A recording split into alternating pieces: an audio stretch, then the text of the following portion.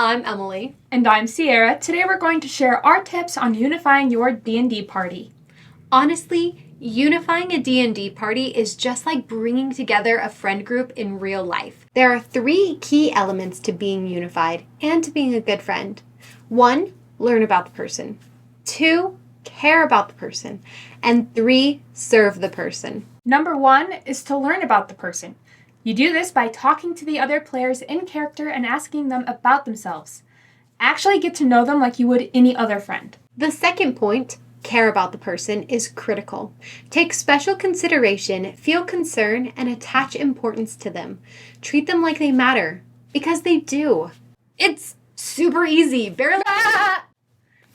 It's really easy, guys. The second point leads right into the third because when you care for someone, you'll want to serve them. When we say service, we don't mean waiting on them hand and foot. To serve someone means that you perform little small acts of kindness towards them.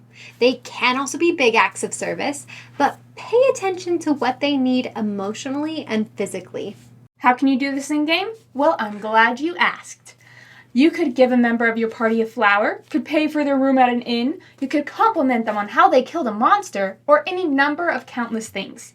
Even just having your character sit with them when they are sad without saying anything is an act of service. It shows that you are willing to be there for them in tough times.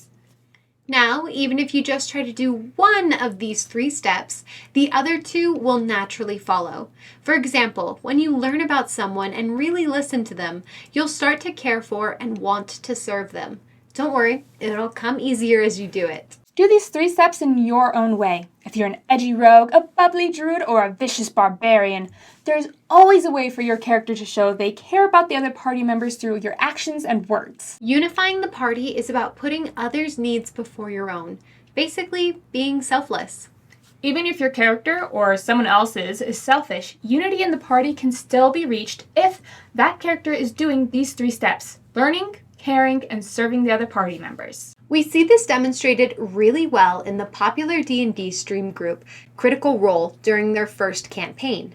One of the characters, Scanlan the Bard, comes off a bit more selfish in his goals and aspirations, but their adventuring group is still unified and like a family because Scanlan learns about the other party members, cares about them, and serves them in his own unique way. Even if you're the only one in your party doing these 3 steps, it will still unify the party.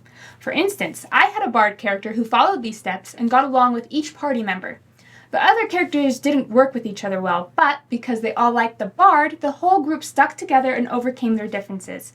Eventually, the party became like family. It just took a little longer because only one person was following those 3 main steps. Learning, caring, and serving someone to unite a friend group applies to real life as well as in your Dungeons & Dragons campaign. This holiday season, we want to extend an extra invitation to you to try one of these 3 steps with the people in your life. Thank you so much for joining us today. Put in the comments below the D&D questions you want answered. And we'll see you next time.